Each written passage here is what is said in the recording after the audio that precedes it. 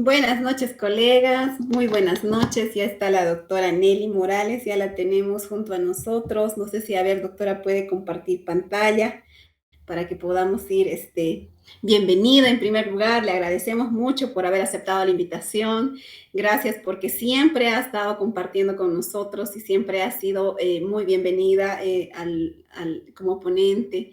La verdad es que estamos muy contentos de tenerla, doctora Nelly, una vez más aquí en la que es ponencias académicas y bueno, el tema que usted ha elegido realmente es amplio, pero vamos a estar haciendo una síntesis, me imagino, de todo lo que tiene. Bueno, buenas noches, colegas, a todos. Buenas noches, doctora Nelly. Les quiero comentar que la doctora Nelly es médico con formación en experiencia en el área de farmacología y formulaciones magistrales, es químico-farmacéutica, a la vez también es bioquímica. Ella es docente titular de farmacología de la Universidad Mayor Real y Pontificia de San Francisco Javier de Chuquisaca, es máster en educación superior, es máster en farmacia clínica, es máster en farmacoterapia y atención farmacéutica, tiene una especialidad en formulaciones magistrales, es gerente de la red de farmacias Copacabana, es gerente de laboratorios Copacabana, es directora de servicios médicos Copacabana y es coordinadora del Centro de Información del Medicamento de la Universidad de San Francisco Javier de Chuquisaca.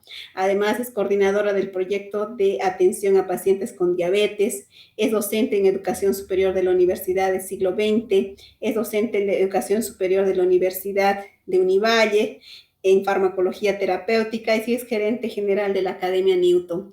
Realmente muy amplio su currículum, doctora. Bienvenida. Muchas gracias, estimada Karina, estimados colegas, muy buenas noches. El día de hoy me va a tocar compartir, yo creo, experiencias que han ido teniendo en el trayecto de su vida profesional en lo que respecta a la atención a los pacientes con diabetes. Voy a ir compartiéndoles pantalla. Cualquier duda que tuviesen, por favor, levantan la mano y con todo gusto vamos a ir aclarándoles. Perfecto. Bien decía Karina, es un tema muy extenso, ¿sí? Pero de todas maneras lo vamos a tratar de hacer un poco resumido por el tiempo que tenemos, ¿no? Muy bien. ¿Qué podemos decir respecto a la diabetes? A ver, vamos a ir de manera general. El día de hoy voy a hablarles de esto, ¿ya? Que se llama manejo de la hiperglicemia persistente. O sea, esos pacientes con diabetes mellitus y que están con insulinas demasiado altas. De rato en rato voy a dejarles de compartir para que podamos charlar un poquito. Casualmente este año, ¿no? Nuevamente, soy coordinadora de lo que es el Centro de Atención a Pacientes con Diabetes y a veces, ¿no? Con mucha tristeza vemos que los pacientes se van detectando hasta de manera casual. En algunas ferias que hemos tenido, ¿no? Pacientes que ni sospechaban siquiera de que tenían diabetes con glicemias de 280, de 300, y muchos de ellos no saben de las consecuencias.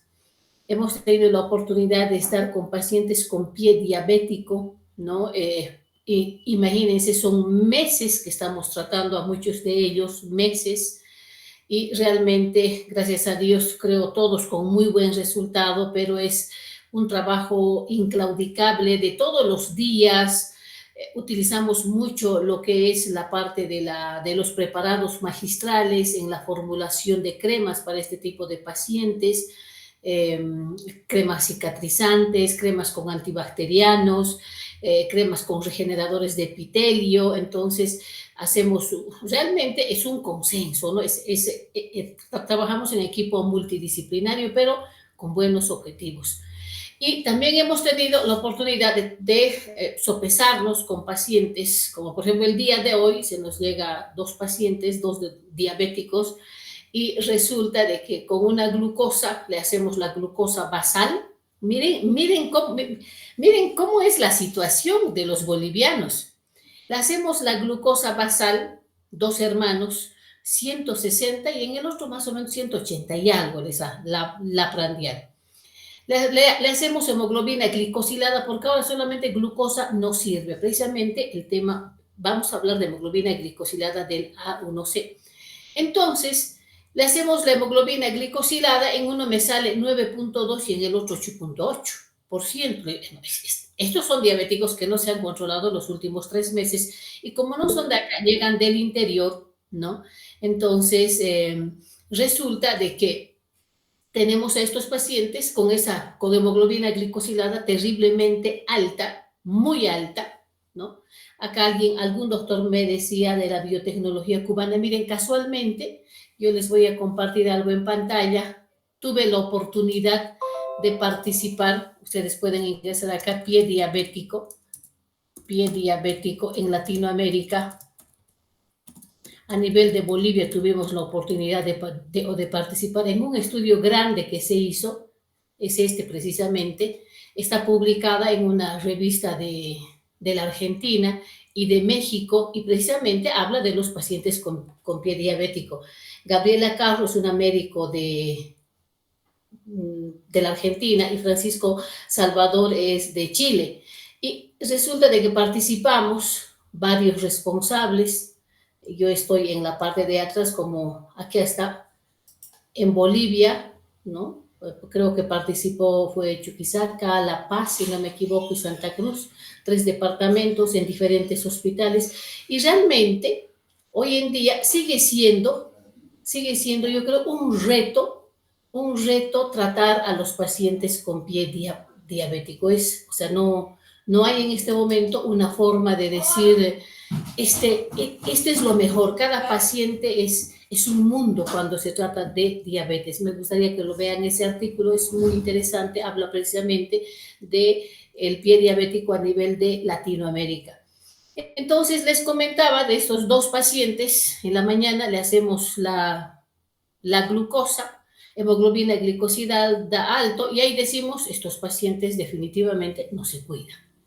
Entonces, los pacientes no se van y yo les digo, por favor, vuelvan a la 1:30 después de que salgan los laboratorios. Los pacientes no vuelven y vuelven a eso de las 4 más o menos.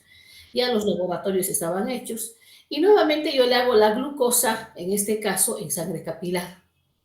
En uno de los pacientes 380 y en el otro 300 y algo. Entonces digo, a ver, ustedes que se han ido a comer, ¿no? O sea, se han ido a comer, pero para que su glucosa se dispare tanto que se han comido, ¿no? Se ven entre los dos y se ríen y se atacan, ¿no? Lo que pasa es que ella me ha invitado a esos refrescos cargados de azúcar. No, él es el que no se cuida porque siempre toma gaseosas.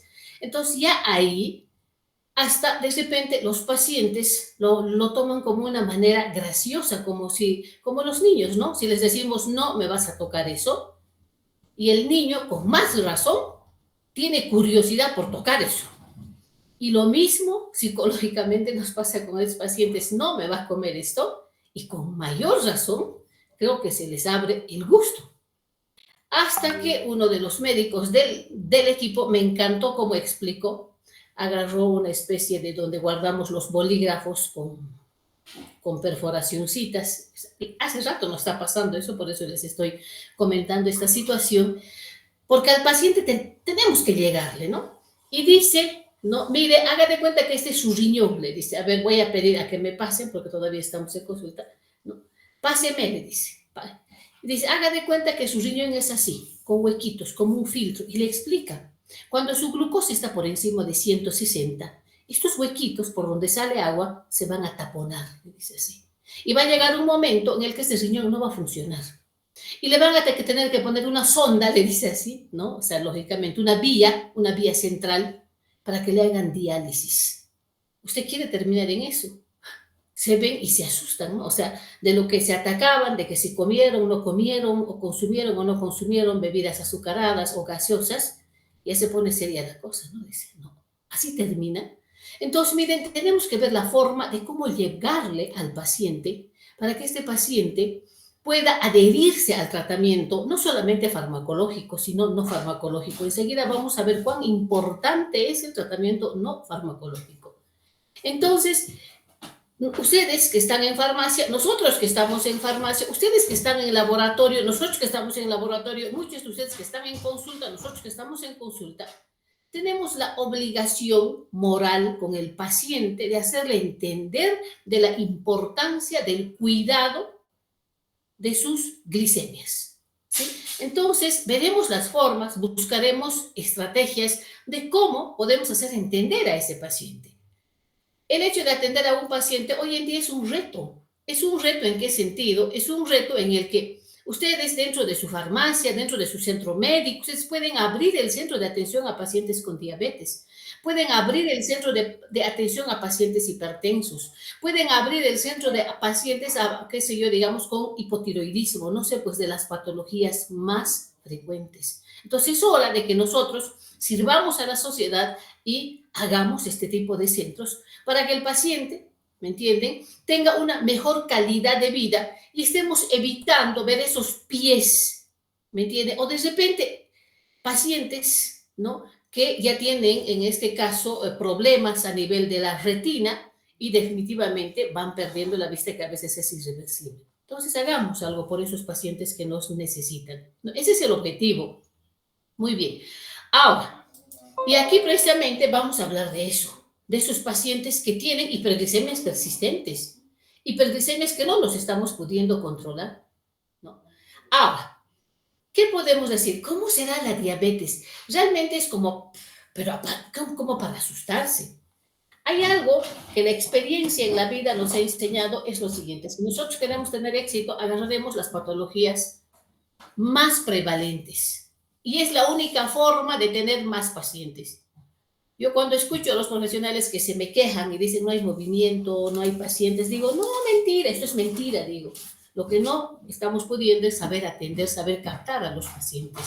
Entonces, los pacientes diabéticos son pacientes que lamentablemente no se van a curar. O son pacientes que se cronifican. Todo el tiempo va a venir a su farmacia pidiendo su apoyo, va a ir al laboratorio pidiendo los exámenes, va a ir a consulta, ¿me entienden?, queriendo que se les vea cómo está su organismo. Entonces, miren, acá tengo un cuadro, por ejemplo, en pacientes de 20 a 79 años. Miren cómo va aumentando en todos los países, que en África, que en América del Sur Central, Pacífico, o sea, en todos los países, miren, toditos van aumentando. Pero sin excepción. O sea, no hay, el pronóstico es malo, ¿no ve? Eso es el pronóstico. Aquí estamos en el 2023, miren para el 2030, miren para el 2045, o sea, esto no va a bajar. El problema de la diabetes no va a bajar. Entonces, si ustedes quieren mejorar su calidad de vida en cuanto a la atención en farmacia, lo que quieran, hagan una especialidad, una subespecialidad en esta área, porque esta enfermedad va a seguir aumentando como el cáncer, ¿no? El pronóstico de la misma forma para el cáncer también es alto.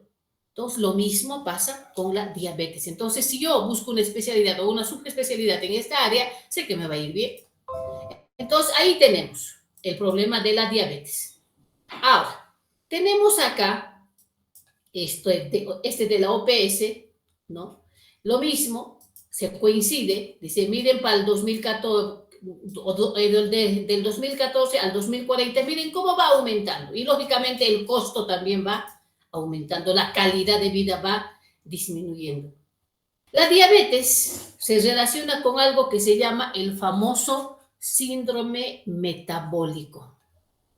Algo que yo he aprendido, colegas, perdón que me charle con ustedes, me encantaría que estemos de manera presencial, pero sé que no se puede, he aprendido algo. Que nosotros somos como los payasitos, siempre les digo. El payasito, ¿qué hace? El payasito puede ser que en su casa esté súper triste, pero se va a la fiesta y ¿qué da? Irradia alegría. Hace chistes, reímos con él, nuestros niños ríen con él. Nosotros somos del área de la salud. ¿Qué debemos irradiar? Salud. Eso es lo que debemos irradiar, salud.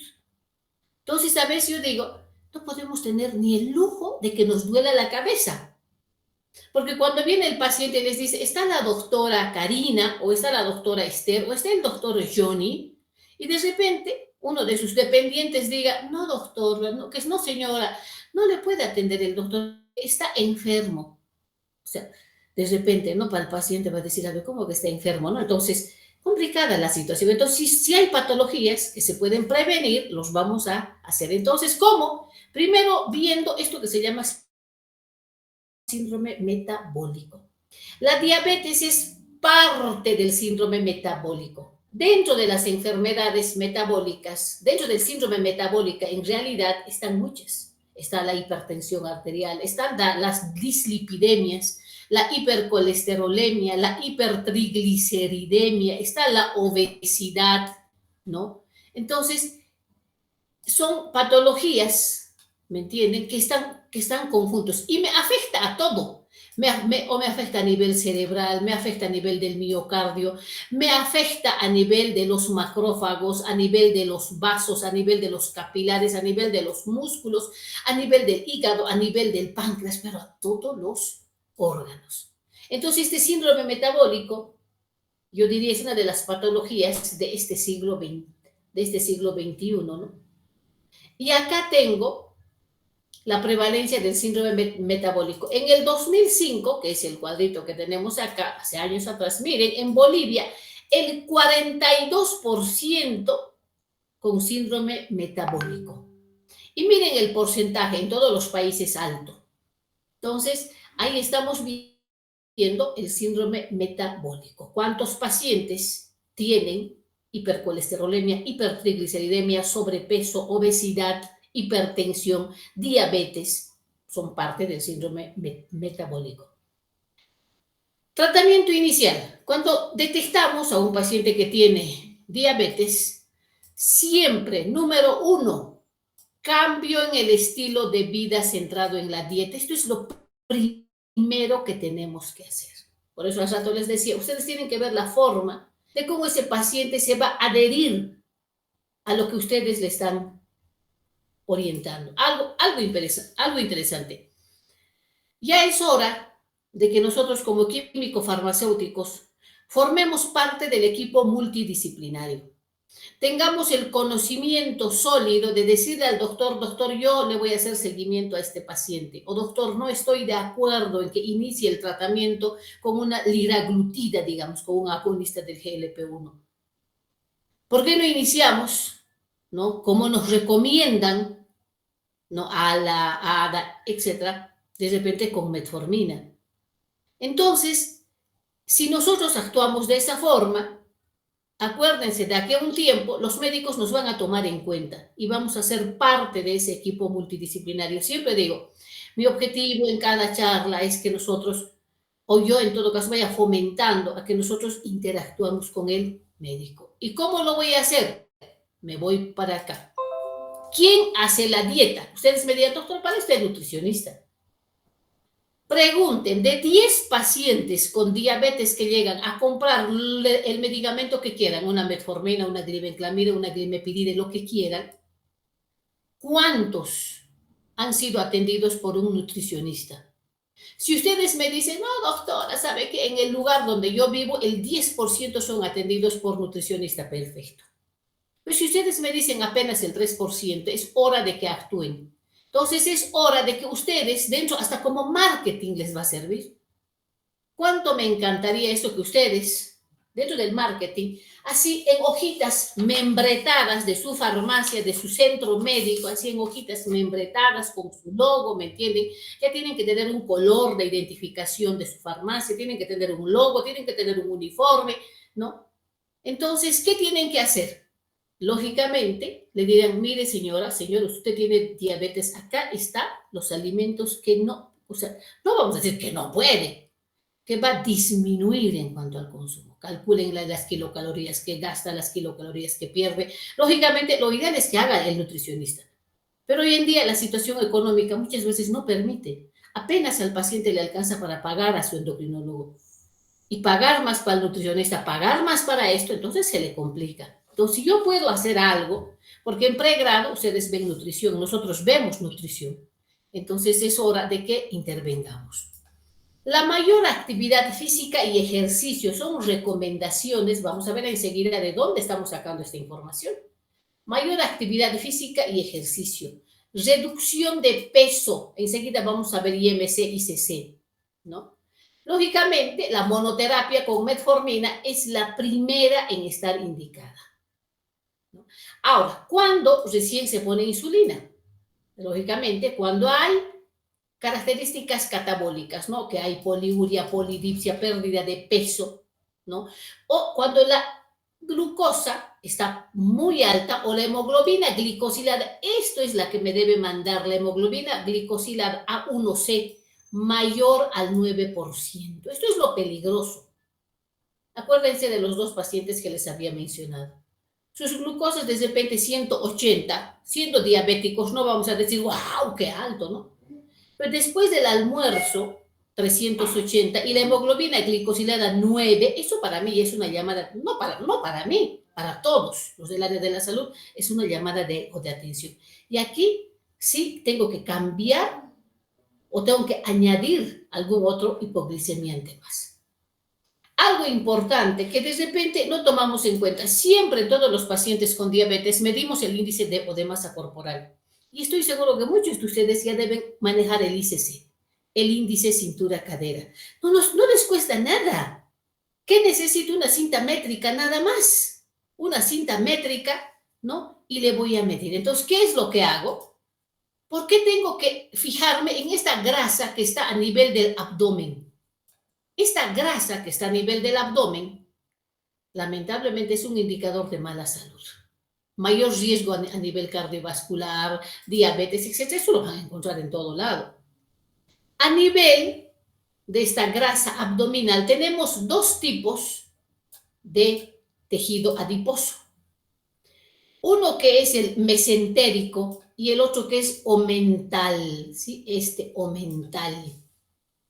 Este omental, cuando hay mucha grasa de esta omental, de esta de acá, me conlleva a qué? A enfermedades cardiovasculares. Miren, la famosa resistencia a la insulina, y esto es lo peor, tener resistencia a la insulina. Lógicamente, diabetes tipo 2, cáncer colorectal, hipertensión arterial, problemas del sueño como apnea. O sea, esta grasa omental es muy dañina. Entonces, ¿qué debo hacer? Bajar de peso. Lógicamente, para eso, ¿qué le voy a hacer? Voy a medir el ICC. Todo el mundo lo sabe, esto ya saben sacar con seguridad y deben sacar en su farmacia. Nuevamente les digo, demos calidad en cuanto a la atención. Tengan una balanza. Hoy en día, saben que yo creo que hasta podríamos aprovechar a las líneas farmacéuticas. Yo tengo acá una balanza digital, no sé dónde está, o por acá. Tensiómetro que no puede faltar, ¿no? Entonces, ¿qué le decimos? Sacamos el índice de masa corporal. Eso es de rutina, ¿no? ¿Dónde está? Está normal, con sobrepeso, obesidad, etcétera, etcétera. Pero no solamente eso, también esto que es muy indispensable. En pacientes diabéticos, esto. No se olviden que la grasa omental que está alrededor de la cintura es la dañina. Entonces, ¿cómo saco la circunferencia de la cintura sobre la circunferencia de la cadera? Y ahí tengo, en mujeres, por ejemplo, tienen riesgo cuando es más de 0,85. Y en varones tienen riesgo cuando es más de 0,94. Nuevamente, colegas, ¿qué irradiamos nosotros? Tenemos que irradiar salud. Ese es nuestro objetivo, tenemos que irradiar salud. Ahora en la tarde Karina me decía, Karina, tenemos el curso el día de hoy. Le decía, pero estoy sumamente agotada porque hemos tenido un día fatal con pacientes, ¿no? Y le decía, no, pero voy a estar de pie, ¿no? Y me decía, doctora, tómese un tecito y yo sé que va a seguir adelante. Entonces, ¿qué debemos irradiar? Salud. Ese es el objetivo. Algo importante también, colegas, por favor, esto en pacientes diabéticos, yo les ruego, les pido algo. Hemoglobina glicosilada de rutina, hemoglobina glicosilada, no solamente la glucosa. ¿Han visto cómo el paciente nos puede engañar?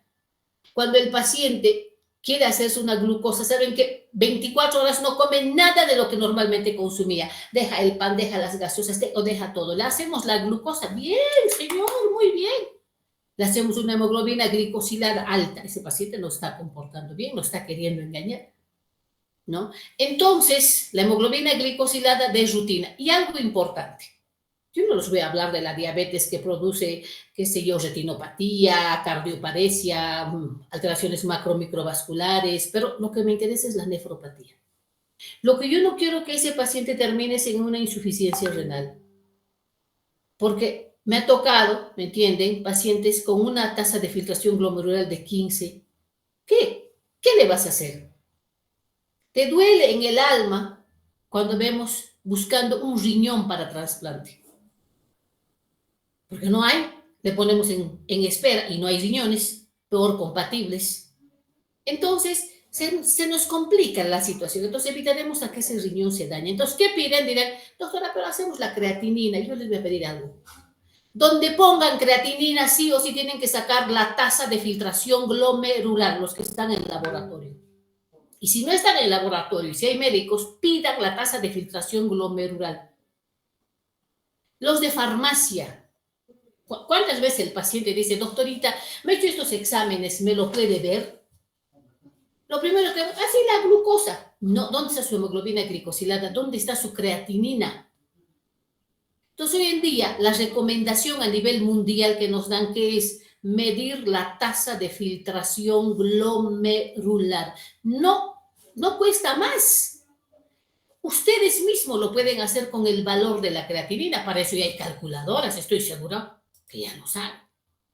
Hay unas calculadoritas, como en este caso, acá les pongo un ejemplo, donde les dicen sexo. Aquí se los he puesto un ejemplito, ¿ya? Un ejemplito. Para que vean, miren. Le he puesto 1.2 tomando en cuenta que en varones es hasta 1.3 miligramos decilitro. Y le he puesto 25 añitos. Y aquí ya me saca la tasa de filtración glomerular. Y aquí me sale 1.2 ni tan normal. Vamos a calcular si quieren. Pero miren, en un paciente mayor en este caso, ya 85 años, con la misma tasa de, con la misma creatinina, la tasa de filtración glomerular es diferente. Vamos a ver ejemplos. ¿Por qué me interesa la tasa de filtración glomerular? No se olviden que es la cantidad de orina que se filtra en ml por minuto. Y ahí tenemos los estadios. Por ejemplo, lo normal es igual o mayor a 90. De 60 a 89 disminuido. Miren, y así, por debajo de 15, insuficiencia renal grave, ¿no? Entonces ahí miren cómo va disminuyendo. Inclusive con valores normales. Por nada más, miren, acá me voy a venir, justo estoy conectada a una revista científica que ojalá ustedes puedan tener, que se llama UpToDate, es la mayor base de datos, es una maravilla. Le voy a poner tasa de calculadora, le vamos a poner, vamos a ver algunos ejemplos. Calculadora de tasa de filtración glomerular,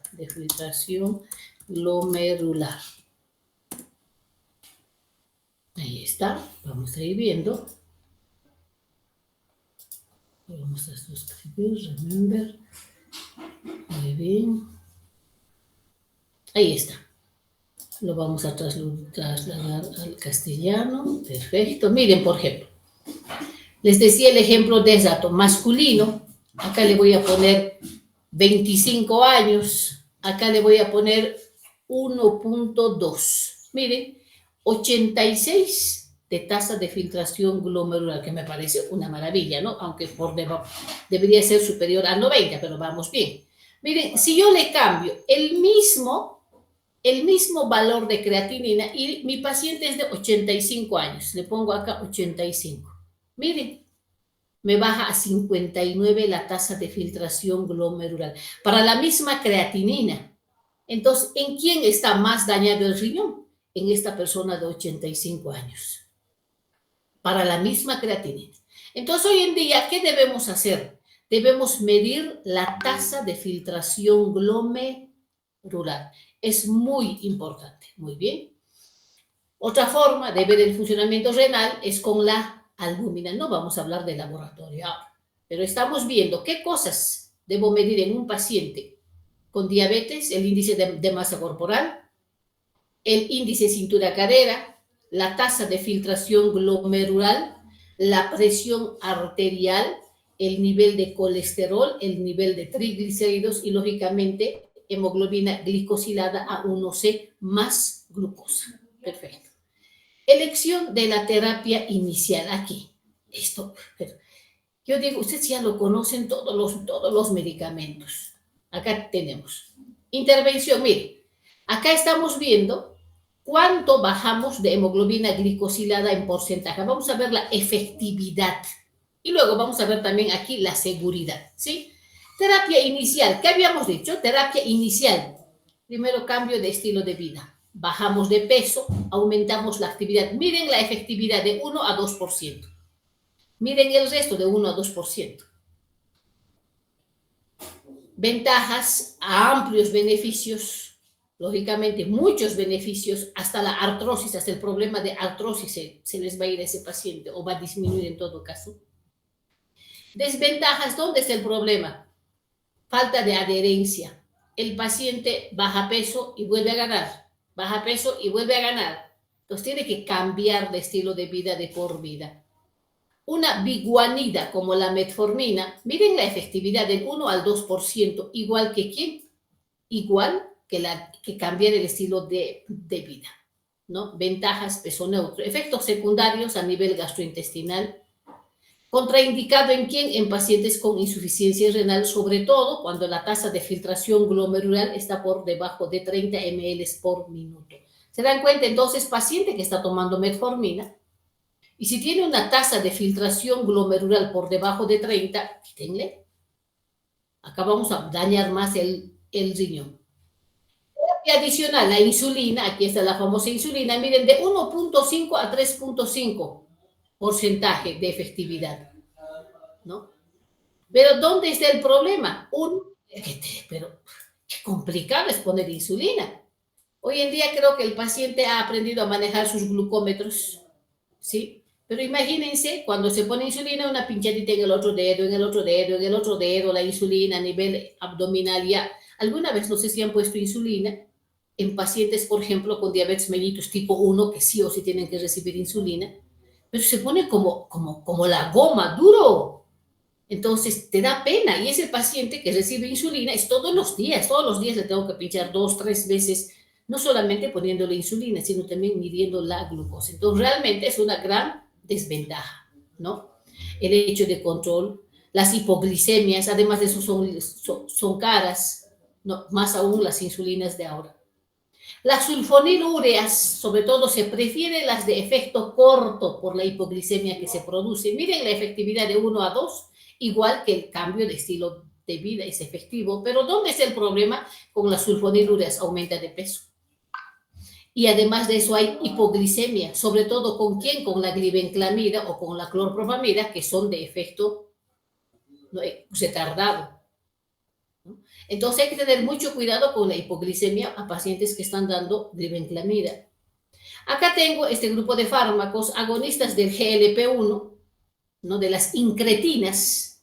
Vamos a hablar también enseguida de las incretinas, ¿no? De 0.5 a 1.5 de porcentaje de efectividad.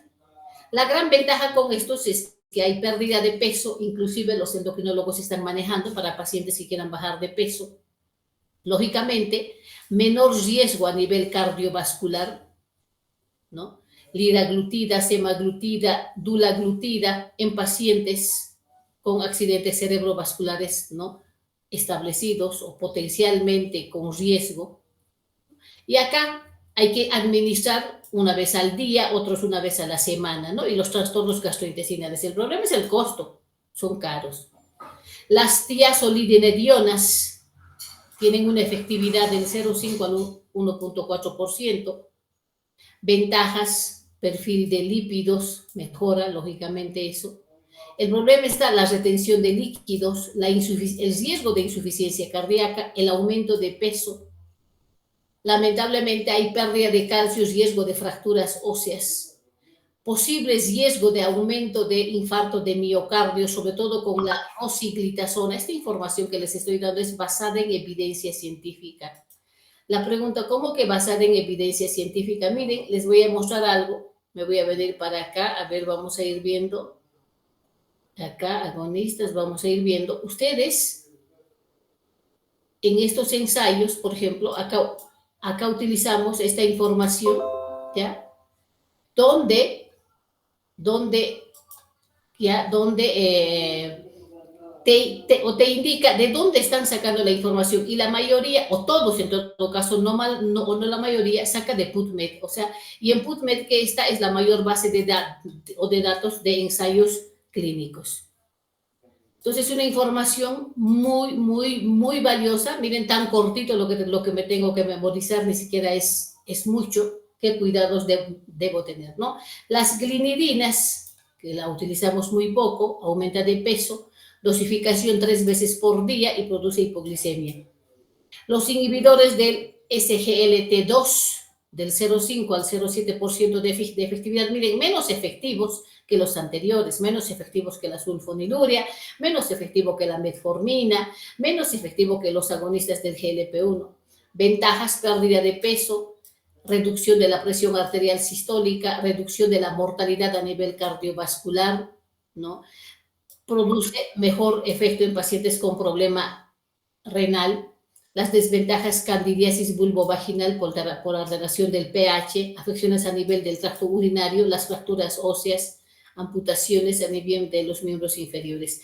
Los inhibidores del DPP4, ¿no? Del 0,5 al 0,8% de efectividad, posible aumento de riesgo de insuficiencia cardíaca, sobre todo con la saxagliptina, y además de eso caro, ¿no? Los inhibidores de la alfa-glucosidasa, estos ya no los recomiendan por si acaso, ¿ya? La pramlitide tampoco los recomienda. Vamos a ver enseguida los fármacos que realmente ya no están siendo recomendados. Vamos a hablar de estos fármacos, que son los agonistas del GLP-1. Me imagino que tal vez han escuchado hablar, colegas, del GLP-1. ¿Alguien ha escuchado hablar de los agonistas del GLP-1? Con seguridad que muchas farmacias ya deben tener este producto. Todos en realidad tenemos esta sustancia que se llama incretina. Todos tenemos. Estas incretinas se encuentran a nivel del intestino. Y estas incretinas, ¿no? ¿Cuáles son? Unas son las GLP-1 y las otras son las HIP. El GLP-1 es un péptido similar al glucagón. El HIP es un péptido insulinotrópico dependiente de la glucosa. El HIP se produce en el duodeno y en el yeyuno. El GLP-1 se produce en el ilio distal y en el colon. ¿Qué es lo que hacen? Cumplen muchas funciones, pero sobre todo, ¿saben qué hacen? Secretan insulina. ¡Qué maravilla! Secretan insulina. El problema, ¿ya?, de que estos productos, sobre todo el HIP, son inactivadas por una enzima que se abrevia en todo caso DPP4, o sea, se llama dipeptidilpeptidasa. Por eso nosotros tenemos inhibidores del DPP4, otro grupo de fármacos hipoglicemiantes. Entonces, en resumen, tenemos todos incretina, GLP-1, el HIP.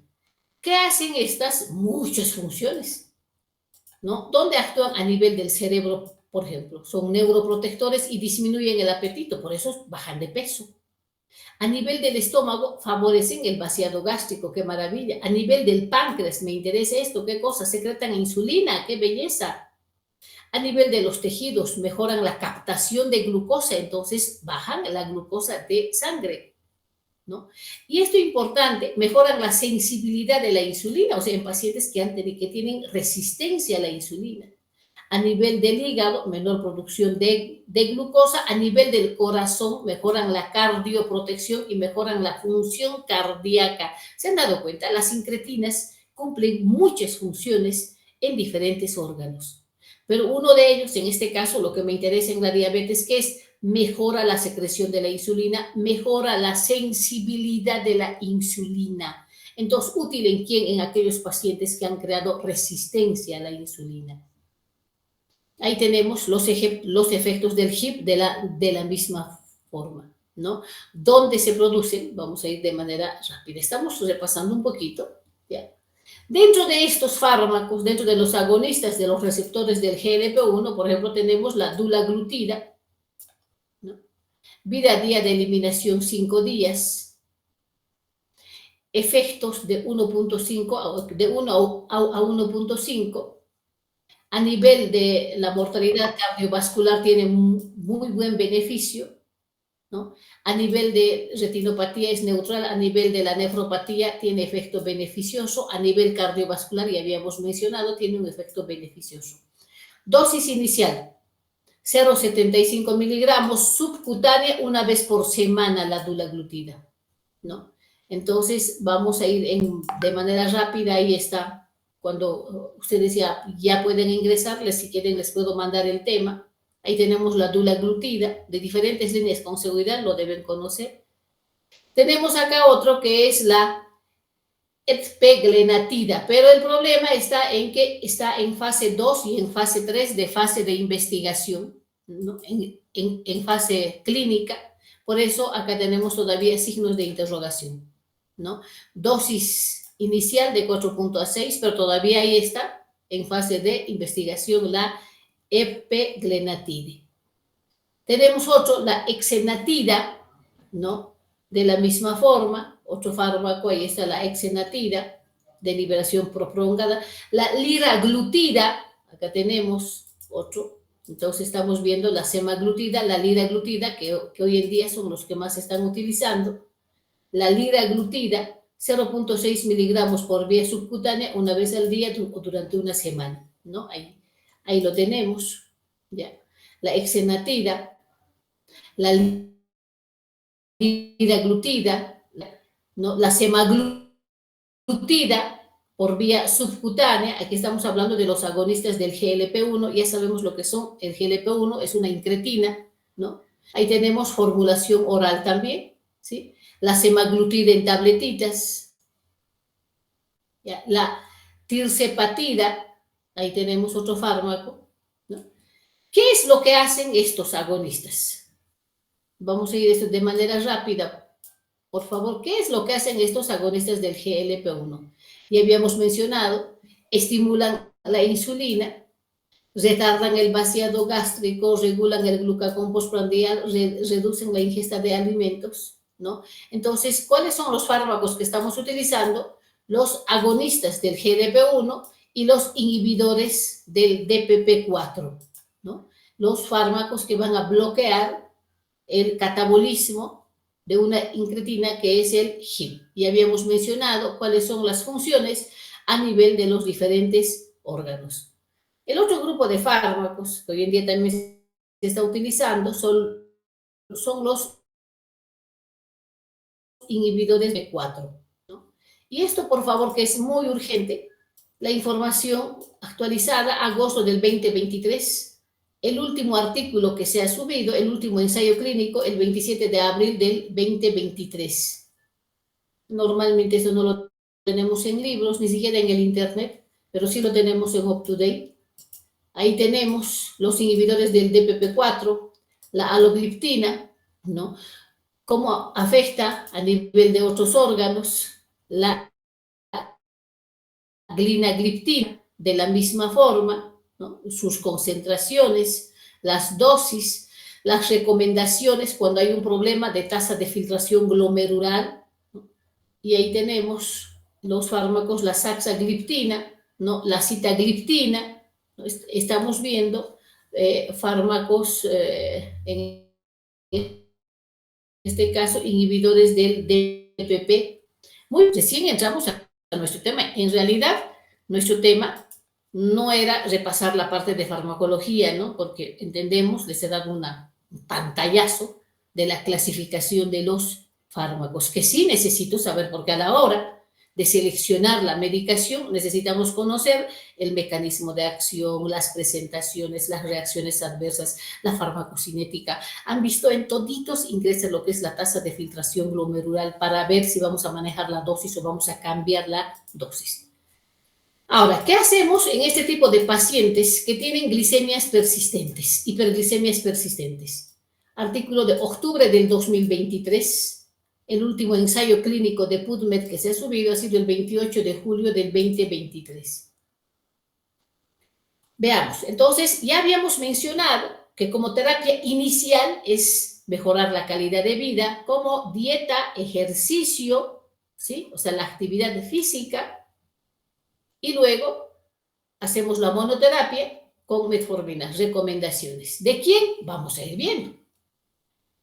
Bueno, indicaciones en este caso, ¿de quién? ¿Sí? Vamos a ver el consenso de ADA, Asociación de Diabéticos a nivel de América. ALAT es Asociación de Diabéticos a nivel de Latinoamérica. La de Europa, Asociación Europea para el Estudio de la Diabetes. Entonces, ¿qué decimos? Una vez que hemos iniciado el tratamiento, con la dieta, con el ejercicio, ¿no? Y a eso de repente hasta metformina, y después de 3 meses valoramos y vemos que no hay cambio, sigue la hemoglobina glicosilada por encima de 9, ¿me entienden? Entonces aquí ya pensamos recién en incluir un segundo agente.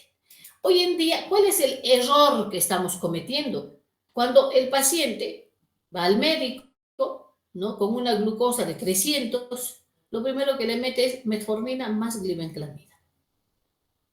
La glibenclamida tiene muchos efectos adversos. Entonces, aquí estamos viendo que no. Cuando recién añadimos un segundo medicamento, cuando realmente primero hacemos que ese paciente cambie de estilo de vida, alimentación y ejercicio, más metformina. Si a los 3 meses ese paciente no mejora, entonces lógicamente cambiamos. Ahora, a no ser que su hemoglobina glicosilada esté por encima de 9, ahí es otra cosa. Ahí inmediatamente hay que actuar, ¿sí? ¿Qué tengo que ver? ¿Qué tengo que ver? Que ese paciente, ¿me entienden?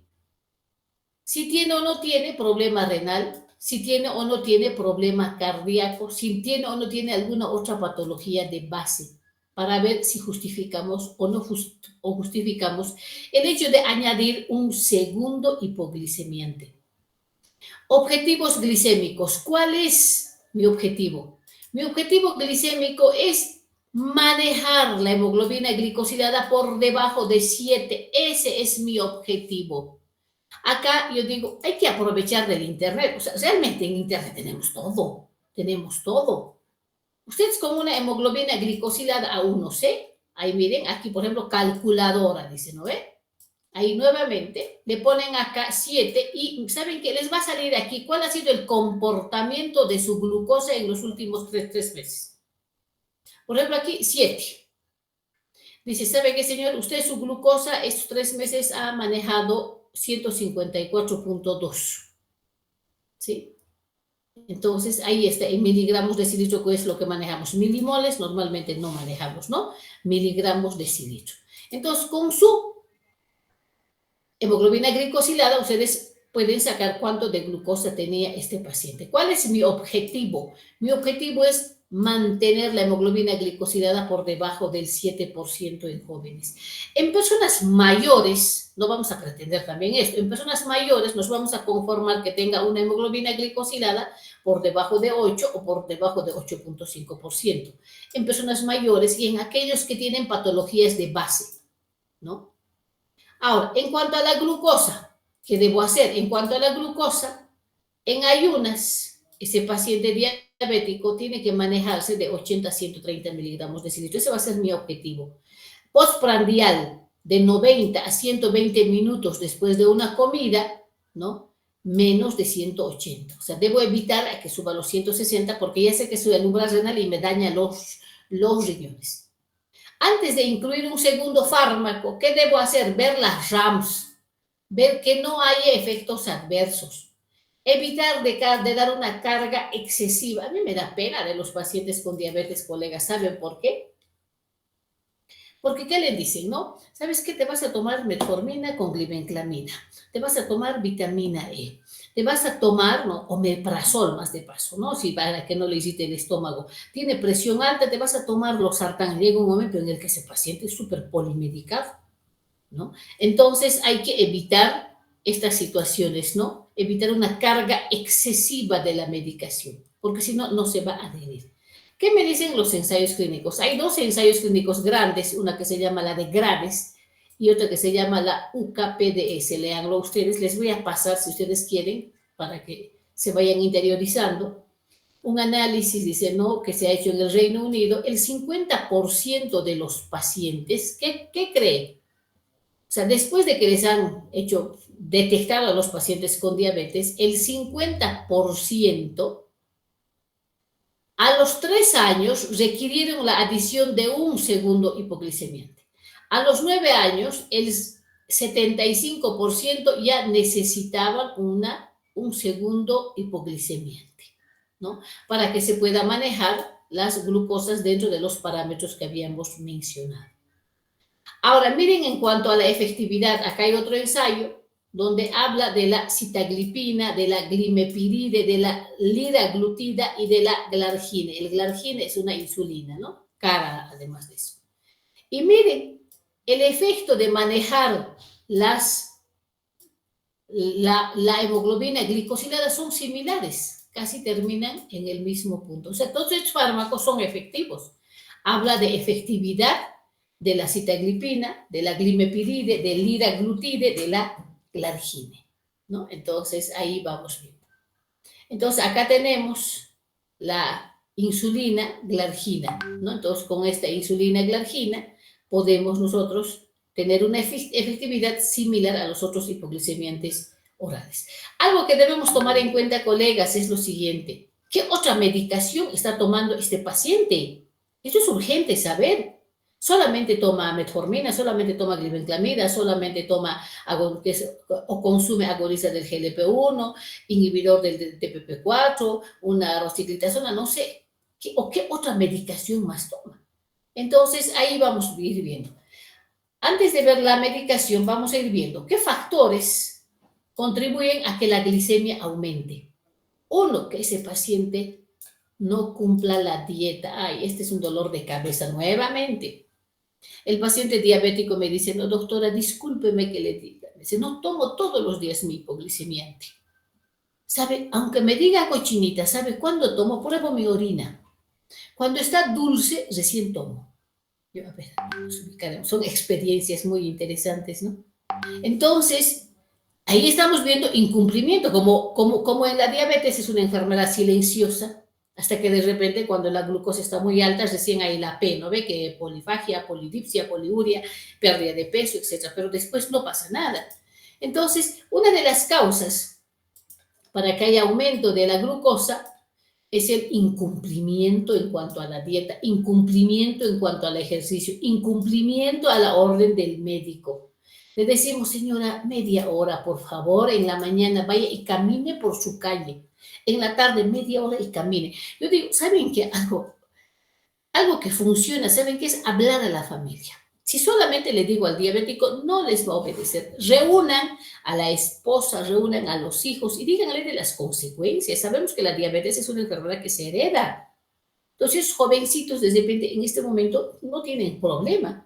Pero díganles de las consecuencias, díganles a su papá, a su mamá, ustedes le tienen que apoyar, háganle caminar por turno. El día lunes tú le sacas media hora, el día martes tú le sacas media hora, pero ese paciente tiene que hacer actividad física, ¿sí?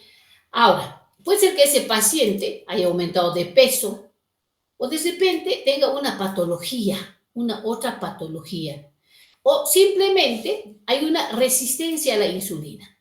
O de repente está tomando un otro medicamento que aumente la producción de glucosa, por ejemplo, los glucocorticoides, los antipsicóticos atípicos, los inmunosupresores. Son muchos fármacos los que hacen que haya un aumento de la glucosa, ¿sí? Muy bien, a ver, vamos a ir viendo directamente. Acá tenemos varios ensayos clínicos, pero vamos a ir viendo. ¿Qué fármacos? Primero, los antiinfecciosos. Fluoroquinolonas, entre ellas el gatifloxacino. Antirretrovirales contra el VIH, a ver, los que nos interesan. Antiinfecciosos como la pentamidina, vamos a ir viendo, ¿ya? Por favor, los antipsicóticos, ¿no? Atípicos. ¿Se acuerdan de los antipsicóticos? Tenemos a los atípicos, a los de primera generación, a los típicos. Gracias a Dios, con los típicos no hay mayor riesgo, ¿no? Menos riesgo con una risperidona, con una olanzapina, con una quetiapina, pero en cambio, con los antipsicóticos atípicos, tipo clorpromacina, perfenacina, las fenotiacinas, ¿sí?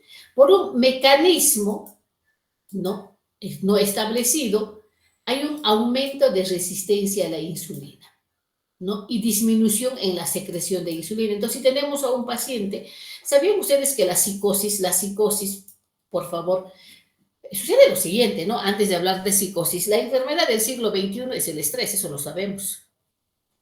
Yo no sé qué va a pasar con los jóvenes de hoy en día que los llamamos generación de cristal, ¿no? Y realmente son así. Es mírame y no me toques. Le dices, no hagas eso, ¿no? Me ha dicho que no haga eso, o no. Entonces son muy frágiles. Entonces ellos tienen tendencia a tener ansiedad, a tener depresión. Es impresionante la cantidad de antidepresivos, por ejemplo, que ustedes deben en este caso despachar con receta dentro de las farmacias. Lo mismo pasa con antipsicóticos. Nosotros tenemos la oportunidad de tener acá un psiquiátrico, ¿no? Gregorio Pacheco, pero eso está lleno. Y lo triste es que los internan a sus pacientes con psicosis y se olvidan. Lo dejan ahí listo, se olvidaron. Y los que trabajan hacen maravillas para que por lo menos estos pacientes tengan algo que comer. Entonces, ¿qué pasa con la psicosis? Les llegan medicamentos de donación y lo que les llega son los fármacos todavía atípicos, los antiguitos. Entonces, ese paciente, que aparte de tener psicosis, ¿me entienden? Puede desencadenar, en este caso, aumento de la glucosa. Los de segunda generación también mecanismo, pero menos que los de primera. Y lo mismo, la clozapina, la olanzapina sobre todo. Sabemos que la clozapina y la olanzapina, además de eso, aumentan colesterol, aumentan triglicéridos, ¿no? La quetiapina y la risperidona con menor frecuencia. Los bloqueadores beta, un atenolol, el atenolol en pacientes con hipertiroidismo, por ejemplo, que tienen taquicardia, son pacientes que tienen que utilizar por mucho tiempo, lo mismo, ¿no? Altera.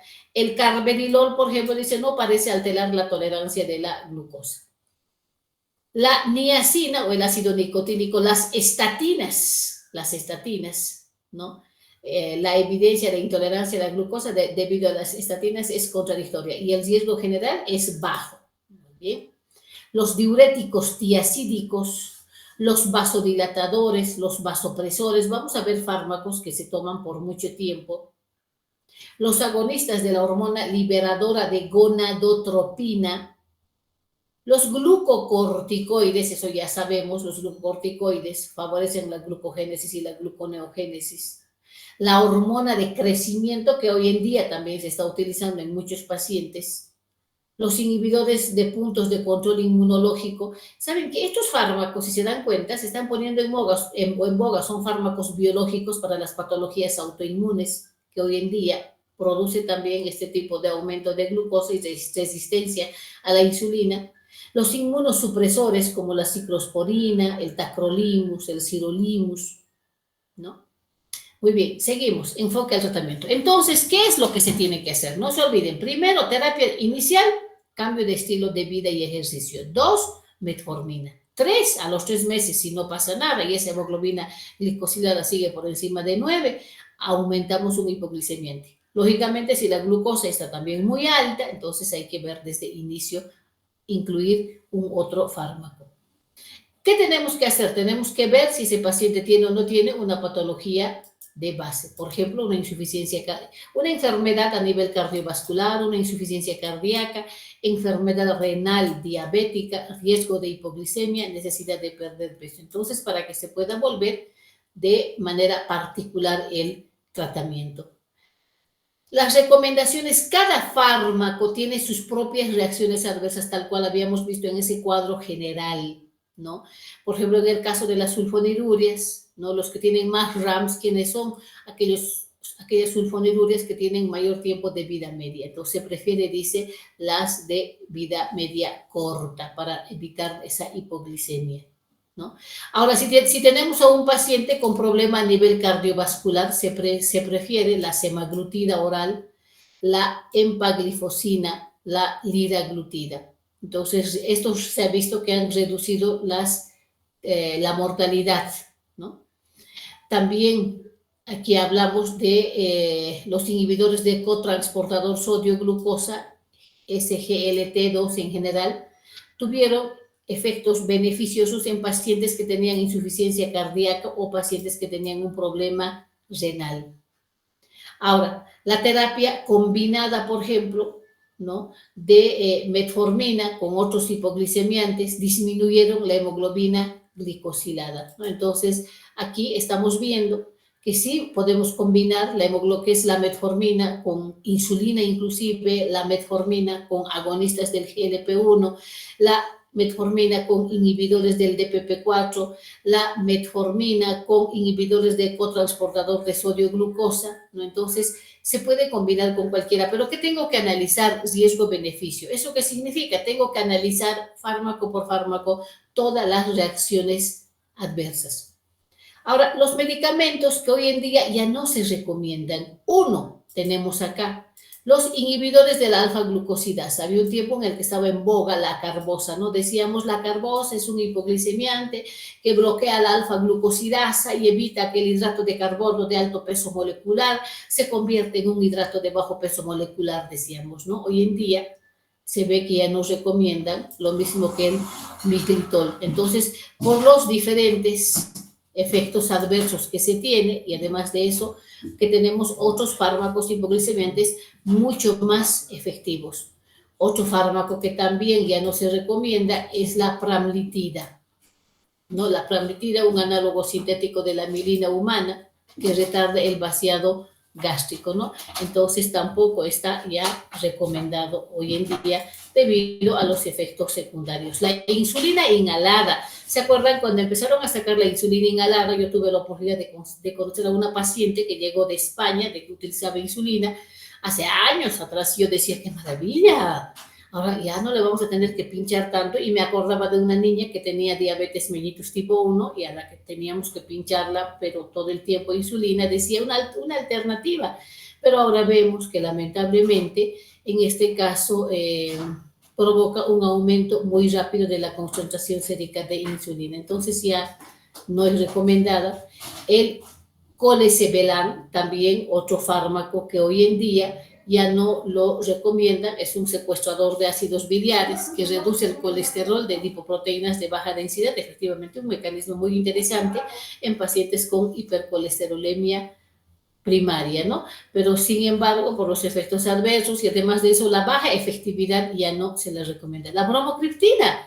¿Quién no ha escuchado hablar de la bromocriptina? Hoy en día todavía se está utilizando en pacientes con hiperprolactinemia, ¿no? Es un agonista de la dopamina y la FDA lo aprobó para tratamiento de la diabetes mellitus tipo 2, pero lamentablemente también se ha visto que no es tan efectivo como otros hipoglicemiantes y por las reacciones adversas también que se tienen, ¿no? Entre ellos los vómitos, los mareos, el dolor de cabeza, pero sobre todo porque existen otros hipoglicemiantes mucho más efectivos. ¿Qué pasa con la cirugía bariátrica? Yo creo que este tema es como para analizarlo en toda una semana, ¿no? Hoy en día está en boga, muchos pacientes que quieren bajar de peso, se hacen la cirugía bariátrica, pacientes con diabetes mellitus tipo 2 y que tienen obesidad también son sometidos a esto, pero lamentablemente se han visto muchos efectos adversos. Estamos hablando de pacientes con diabetes mellitus tipo 2, el consenso de ADA, el consenso de diabéticos a nivel de Europa, dicen que lamentablemente puede ser más el riesgo que el beneficio. No todos los pacientes se van a someter a cirugía bariátrica, hay que tomar en cuenta que son pacientes obesos, pero aún eso, en esto, ¿no? En todos los ensayos clínicos que tenemos acá, lamentablemente se ha visto de que no es lo recomendable, ¿no? Entonces, un grupo internacional de expertos, por ejemplo, convocado por la Asociación Estadounidense de Diabetes, ADA, define la remisión de la diabetes como ¿no? Con una hemoglobina glicosilada menor al 6.5%, sostenido durante al menos 3 meses. ¿Esto qué significa? Muchos dirán, ¿se puede curar la diabetes? ¿Cuándo yo diría que está curada la diabetes? Cuando la hemoglobina glicosilada se mantiene por debajo del 6.5% en por lo menos 3 meses.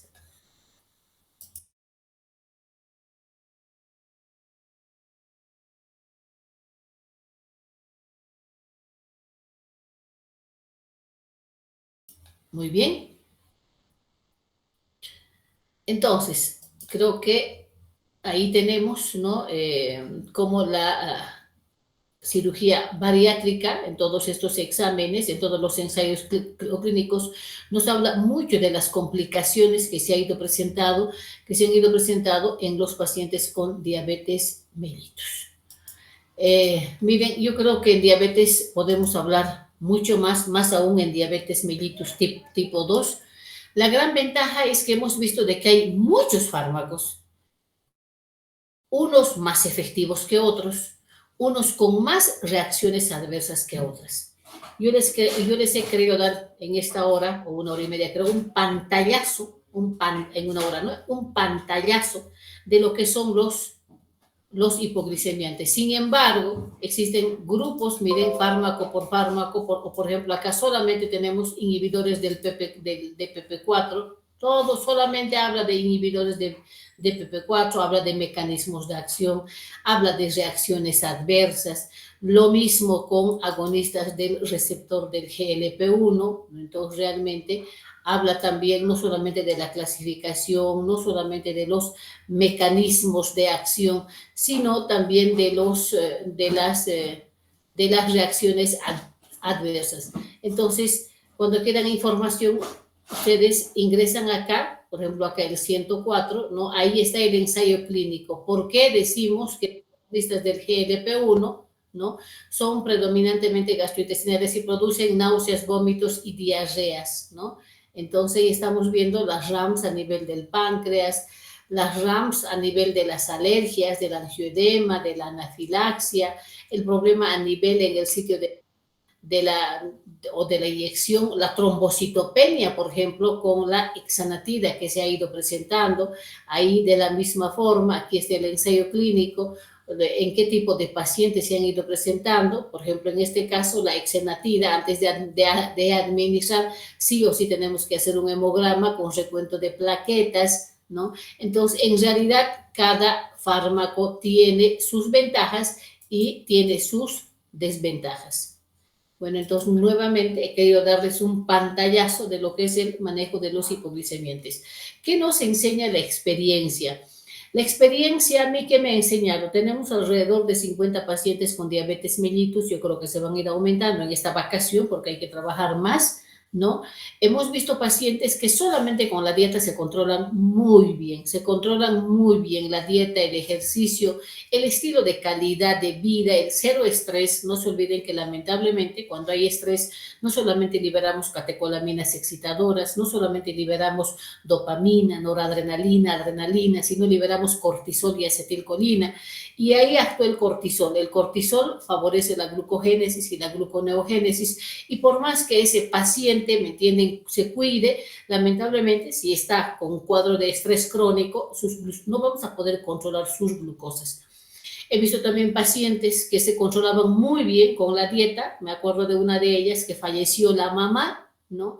Y lógicamente le vino el cuadro de angustia a esta paciente y sus glucosas no las podíamos controlar. Entonces, de lo que se controlaba una maravilla, entonces no se pudo controlar precisamente por los cuadros de ansiedad que tenía esta paciente, ¿no? Entonces, siempre es bueno preguntar al paciente si duerme bien, no duerme bien. Si no duerme bien, no le da sueño, significa de que ahí, lamentablemente, hay una patología de base a nivel del sistema nervioso central.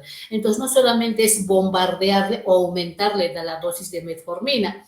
No se olviden que la dosis máxima es 2.000 miligramos o 2 gramos día como máximo para evitar las RAMs. No solamente es aumentar, les decía, la concentración de hipoglicemiantes, sino tengo que ver la forma de cómo puedo ayudar a que este paciente pueda dormir en la noche y disminuya el nivel de cortisol. Entonces, es urgente que vayamos viendo este tipo de factores. Ahora, algo importante también, si ustedes se van a hacer cargo de los pacientes con diabetes, cómprense unos platos y vayan dibujando, ¿no? O háganse de, qué sé yo, digamos, hoy en día se puede hacer de goma eva, ¿no? Y le ponemos en la mitad, le ponemos pura verduras, decimos, no, este es tu plato con diabetes, la mitad de verduras, la cuarta parte, un hidratito de carbono, normalmente arrocito, y la otra, una carnecita a la plancha, ¿no? Entonces hay que enseñarle a cómo tiene que alimentarse. De la misma forma, toma los ejercicios, cómo tiene que cortarse las uñas, o sea, qué cuidados debe tener a nivel, por ejemplo, de las trombosis. Hay trombosis venosa superficial, trombosis venosa profunda. Imagínense el paciente diabético que tenga un problema de heridas a ese nivel, ¿no? Entonces es más caótico todavía. Entonces son indicaciones que se deben ir dando al paciente cada que ustedes lo vayan a ver. Muy bien, colegas, no sé si tenemos preguntas. Muchas gracias, doctora. No sé si tienen alguna consulta, colegas, para que podamos continuar. A ver, vamos a ir viendo. Primero, vamos a ver, ya, dieta cetogénica, ¿no? Vamos, miren, les estoy poniendo para que me puedan entender, porque lo que tienen que hacer ustedes es interpretar siempre. Les voy a ir compartiendo pantalla, permítanme. Porque en diabetes podemos decir muchas cosas, ¿no? Podemos decir si es buena, no es, o sea, tenemos esto, tenemos aquello. Miren, una dieta cetogénica es una dieta especial alta en grasa, ojo, baja en carbohidratos y moderada proteína. Normalmente en un paciente, por ejemplo, normal, ¿qué les decimos? 60%, ¿no? Es de hidratos de carbono, creo que esta regla desde la universidad lo vamos aprendiendo, 30% de proteínas, ¿no? Y 10% de grasa, decimos. Entonces aquí un poco lo voy a invertir la pirámide. Le voy a dar más grasa, le voy a dar menos hidrato de carbono. ¿Vamos bien hasta ahí? Ahora, escúchenme.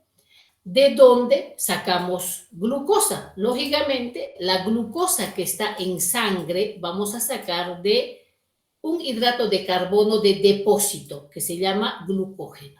Entonces, hay glucógeno hepático y hay glucógeno muscular. Entonces, este glucógeno hepático se convierte en glucosa, el glucógeno muscular se convierte en glucosa. Hasta aquí vamos bien, perfecto. ¿El glucógeno qué es? Es un hidrato de carbono. ¿La glucosa qué es? Lógicamente es un hidrato de carbono, un monosacárido.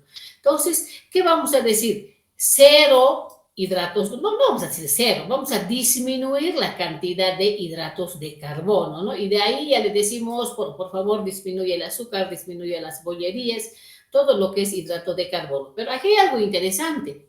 Miren, todo va a depender ¿de qué va a depender? Si tengo a un paciente, por ejemplo, no sé, con un índice de masa corporal, doctor, póngale de 30, con un ICC, o sea, cada paciente es bien individual, con un ICC, póngale de 1.5. Grave, este paciente ya de hecho que es obeso. Vamos bien hasta ahí. Entonces, este paciente tiene grasa, mucha grasa, entonces puede ser que tenga una hipercolesterolemia y una hipertrigliceridemia. Hasta aquí vamos bien, doctor. Muy bien. Ahora, sucede lo siguiente.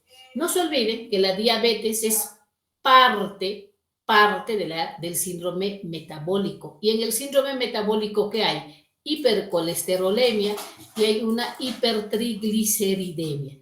Entonces, en este tipo de pacientes con un índice de masa corporal alto, con un ICC alto, sabiendo que la grasa aumental es dañina, con colesterol y triglicéridos altos, pero por Dios, ni siquiera se me va a ocurrir darle una dieta cetogénica. No voy a poder dar.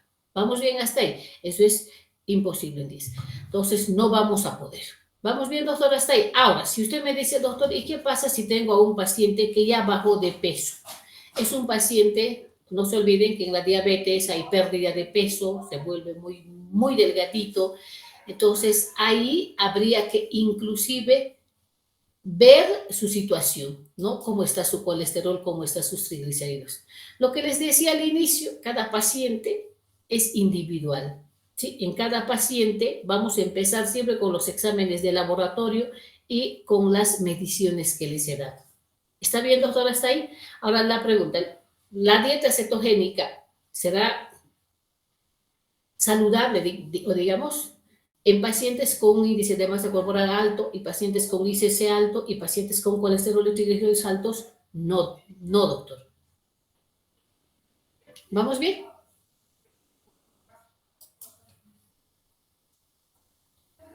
Impresionante, doctora. La verdad que se está promocionando mucho la dieta cetogénica. En pacientes que en este caso vamos a mencionar, ahora no todos los pacientes diabéticos son obesos. ¿Qué tal si tenemos a un paciente diabético que ya bajó de peso y el índice, el ICC, el IMC está por debajo hasta de lo normal, yo diría? Entonces ahí podíamos ver. Algo interesante, miren, justo y bien que hacen la pregunta, nos vamos a ir acá, ¿ya? Vamos a ir viendo dieta, miren, cetogénica. Nos vamos a ir a ensayos clínicos en diabetes mellitus tipo 2. Esta suscripción es una maravilla, miren. Y se los puedo mandar los ensayos clínicos para que lo vean, porque realmente, a ver, vamos a ir viendo terapia con insulina, nutrición en el embarazo, vamos a ver obesidad en adultos, miren, no lo menciona, dieta cetogénica aquí. Doctora, no está compartiendo pantalla.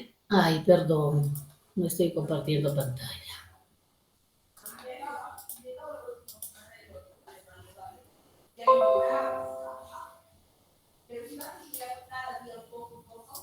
Ahí está. Miren, acá está, la dieta cetogénica, acá vamos a ir viendo.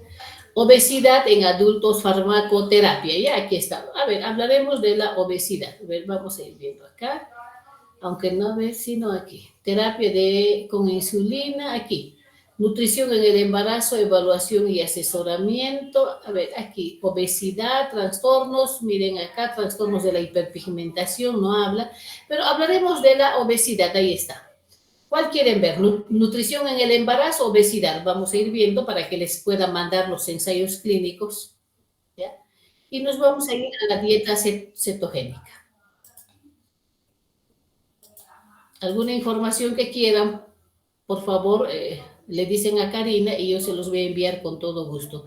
La suscripción acá es una maravilla, cuesta mucho, sí, pero es realmente, a mí me gusta porque acá esos numeritos que están son puros ensayos clínicos. Vamos a ir viendo dietético, índice de masa corporal, laboratorio, nos vamos a ir a la dieta. Aquí no habla nada de diabetes, por si acaso. Entonces, desde ahí no tengo ningún respaldo científico, ¿sí? Nutrición, vamos a ir viendo, vamos a ir viendo. Voy a bajar, dieta mediterránea, dieta semi-vegetariano, lacto, vegano, ingesta, a ver, vamos a ir viendo, ingesta inadecuada, efecto de los fitoestrógenos, pacientes, vamos a ir viendo carbohidratos. Aquí está la dieta cetogénica. La dieta cetogénica es un tipo de dieta muy baja en carbohidratos que clásicamente consiste en un consumo alto de grasas, moderado de proteínas y extremadamente bajo de carbohidratos que produce cambios metabólicos asociados con el estado de inanición. Estas dietas se desarrollaron inicialmente para tratar los trastornos convulsivos, pero desde entonces se han promovido para perder peso y otras razones de salud y pueden ser hipocalóricas o normocalóricas. Ahí está el ensayo clínico, muy bien. Las dietas cetogénicas normalmente restringen el consumo de carbohidratos al 5 al 10% de las necesidades energéticas, lo que proporciona solo de 25 a 50 gramos de carbohidratos por día. Vamos a ir viendo, ahí está 73 que sí son hipocalóricas, ¿ya? Vamos a ir viendo, dice, existe información mínima sobre los efectos fetales en la dieta cetogénica en el embarazo. Vamos a ir viendo acá una reducción, miren acá. Dice teniendo, vamos a ir viendo, no dice acá, no habla de efectividad. A ver, vamos a ir viendo. Lo cual es preocupante que los cambios maternos en el exterior de insulina y glucosa y los pueden ser bastante profundos. Ahí está. Extinto. Existe información mínima sobre los efectos fetales de la dieta cetogénica en el embarazo humano, lo cual es preocupante, ya que los cambios maternos en las cetonas plasmáticas, la insulina, la glucosa y el glucagón y los ácidos libres pueden ser bastante profundos. Y ahí están los ensayos clínicos. Si yo lo abro acá, ¿no? Entonces, más bien dice, es una preocupación. Ahí están los ensayos clínicos, ¿no? Me lanza directamente a los ensayos clínicos, ¿ya? Toda una clase se puede preparar de la dieta cetogénica. Conclusión, vamos a ir viendo. Las terapias no farmacológicas para la epilepsia, aquí habla de la epilepsia, que es donde se utilizó inicialmente, ¿no? Dice, las terapias no farmacológicas para la epilepsia, como la dieta cetogénica y el MAT, pueden ser efectivas durante el embarazo humano. Sin embargo, todavía hay que establecer la seguridad. Se justifica un seguimiento adicional para identificar los posibles efectos adversos a largo plazo. A ver, aquí vamos a ir viendo esto también. Esto habla de la epilepsia, pero miren, si se dan cuenta, no hay un ensayo clínico, lo que les decía hace rato, sobre la dieta cetogénica en diabetes mellitus tipo 2. O sea, no hay una validación científica, ¿no? No hay una validación. Miren, acá habla, por ejemplo, de diabetes, acá habla en el embarazo, que es lo que estábamos viendo, acá habla en obesidad con diabetes mellitus 2, ¿no? Pero no nos habla, ¿no? En este caso de la diabetes. En otras palabras, no tengo respaldo científico en este momento como para decir que la dieta cetogénica sí, digamos, funciona en la diabetes. No tengo un ensayo clínico, no tengo un respaldo científico. ¿Vamos bien? Sí, doctora. ¿Alguna colega más tiene alguna consulta?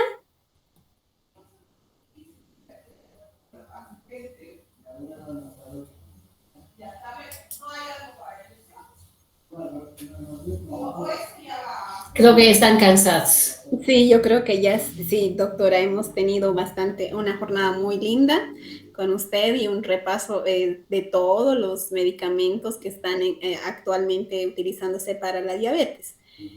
Muy agradecidos con usted, doctora, agradecidos con los colegas que a este tiempo se han conectado, a pesar de que todo el mundo trabaja y está correteando y es un fin de semana que nos estamos conectando. Así que muchas gracias, doctora, por su tiempo. Gracias por regalarnos este momento de su tiempo para compartir con nosotras lo que es este tema tan interesante. No, gracias a ti, Karina, gracias, estimados colegas, y ojalá pronto podamos estar intercambiando o tal vez haciendo investigación en qué sentido, no sé, tengan el centro de atención a pacientes con diabetes, hagan el seguimiento y de repente encontremos datos a nivel de Bolivia muy interesantes, pero hecho en nuestra gente, hecho por nosotros. Y estamos viendo, o sea, la vida nos está enseñando de que sí, con dieta se puede controlar. Sí, hay pacientes diabéticos con una dieta saludable, ejercicio, una calidad de vida, pueden controlar sus niveles de glicemia sin tomar tanta medicación, porque sabemos que todos tienen reacciones adversas. Colegas, ojalá nos estemos viendo un día, ya en este caso en una mesa redonda, ¿no? En un conversatorio, como para decir, a ver, ¿qué más podemos hacer con nuestros pacientes con diabetes? Karina, muchísimas gracias a ti y a todo el colegio, estimados colegas, muchas gracias por permitirme compartir algo de información y estoy segura de que nos vamos a encontrar en una próxima oportunidad. Así va a ser, doctora. Así va a ser. Bueno, muchísimas gracias, colegas. Gracias, doctora querida. Un abrazo desde Tarija hasta Sucre. Siempre es bienvenida y esperamos pues ya pronto tener el colegio terminado y poderla tener en Tarija, impartiendo con las colegas tantos temas que usted puede tener, ¿no? Sobre todo en lo que es farmacia magistral, que nos ha estado también enseñando. Gracias, doctora. Muchas gracias, Karina. Hasta luego, colegas. Buenas noches. Que tengan un excelente fin de semana y a sonreírle a la vida. Hasta luego. Hasta luego, doctorita.